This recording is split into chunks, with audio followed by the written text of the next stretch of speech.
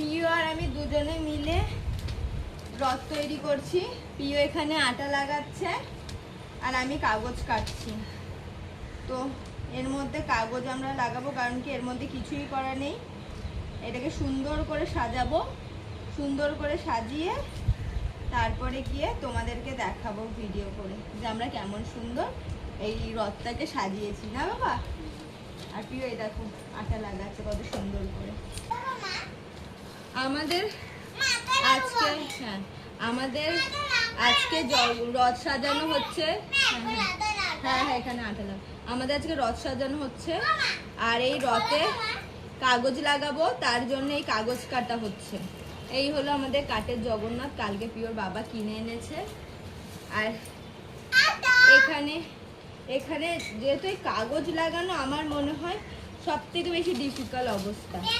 কারণ কি এইটা যদি ঠিক মতো না লাগানো, চুপ করো, এইটা যদি ঠিক মতো না লাগানো হয় তাহলে একদম জিনিসটা বাজে লাগবে। সেই জন্য এটা মাপ টাপ নিয়ে ভালো মতন এইটা প্রথমে আগে মানে কাগজ লাগাতে হবে। দাঁড়া আগে মাপ নিয়ে নি তারপরে তুমি এ করবে। ও এত তাড়াহুড়ো করছে, ওর সঙ্গে কাজ করা মানে হলো বিপদ ডেকে আনা। আমাদের আজকে রথ সাজানো হবে, কালকে রথ বের করা হবে। বলছে আমিও করছি, তুমি এখানে আসো, দেখি সবাই দেখুক তুমি কেমন হেল্প করছো। হ্যাঁ, তোমরা শুনে নিয়েছো, পিও বলে দিয়েছে পিও আমার হেল্প করছে। যে ফোনটা নিয়ে এই জন্য বলে বাচ্চাদেরকে সঙ্গে নিয়ে যে কোনো কাজ করা ভালো, ওদেরও অভিজ্ঞতা হয় আর ওদেরও সব কিছুরই একটা মনোযোগ হয়, তো মানে ইন্টারেস্ট বাড়ে যেটাকে বলে। তো দেখো পিও কত সুন্দর, মানে নিজের যেহেতু রথ সেই জন্য নিজেকে তো একটু খাটনি করতেই হবে, সেই জন্য সে আমার খুব হেল্প করছে।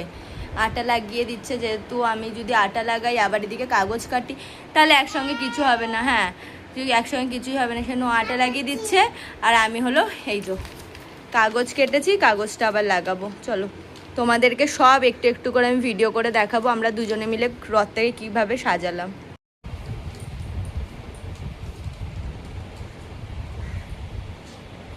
বলতে গেলে পুরোটাই কমপ্লিট। আর এই যে ফ্ল্যাগের জায়গাটায় এই পেপারটা লাগালেই পুরো কমপ্লিট হয়ে যাবে। পিয়া তুমি হেল্প করছিল, পিয়া যেহেতু ঘুম পেয়ে গেছে ওকে ঘুম পাড়িয়ে দিয়েছি। তো ওকে নিয়ে সব কাজ করা অসম্ভব, কারণ কি যেই কাজটা আমার আধা ঘন্টায় হবে সেটা ওকে নিলে আমার 2 ঘন্টা লাগবে, সেরকমই একটা ব্যাপার। তোমরা দেখো, বলতে গেলে আমাদের রথ পুরো রেডি।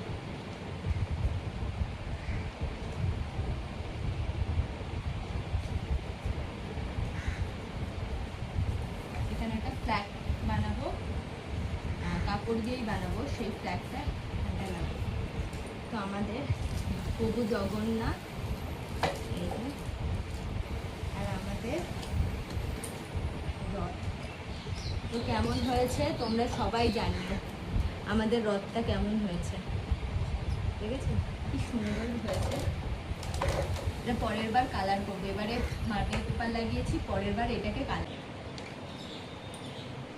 আমার পুরো রথ বানানো পুরো রেডি, এই দেখো।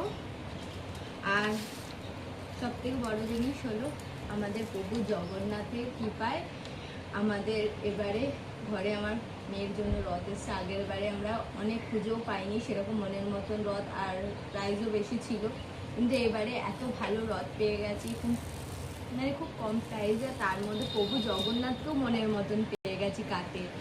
তো এই হলো আমি পিওর রথ রেডি করে দিয়েছি মার্বেল পেপার দিয়ে। আর তারপরে এই যে প্রভু জগন্নাথকে বসাই, এই দেখো আমাদের প্রভু জগন্নাথ কেমন হয়েছে অবশ্যই বলবে আমাদের রথটা। আর কালকে মানে পুরো সুন্দর করে সাজিয়ে তোমাদেরকে একটা ভিডিও আমি মানে ভিডিওটা ছাড়বো, তখন তোমরা বলবে আমাদের রথটা সাজানো কেমন হয়েছে। প্রভু জগন্নাথকেও সাজাবো, সেইগুলো তোমাদের সঙ্গে শেয়ার করবো। আর এখানে ভাবছি যে আমি কাগজের ফ্ল্যাগ দেবো না, এখানে ভাবছি আমি হলো কাপড়ের ফ্ল্যাগ দেবো, যাতে ভালো, মানে যেহেতু কাপড়ের ফ্ল্যাগটাই নাকি দেওয়া ভালো, তো আমার হাজব্যান্ডও বলছিল, সেই জন্য আমি কাপড়ের ফ্ল্যাগটাই দেবো, আমি কাগজের দেবো না। তো তোমরাও কে কে এরকম একমত অবশ্যই জানাবে। আর আমাদের রথের কালার যেই মার্বেল দুটো দিয়ে আমি সাজিয়ে মানে সাজিয়েছি, ওই দুটো মার্বেল দিয়ে সাজানোটাও কেমন হয়েছে অবশ্যই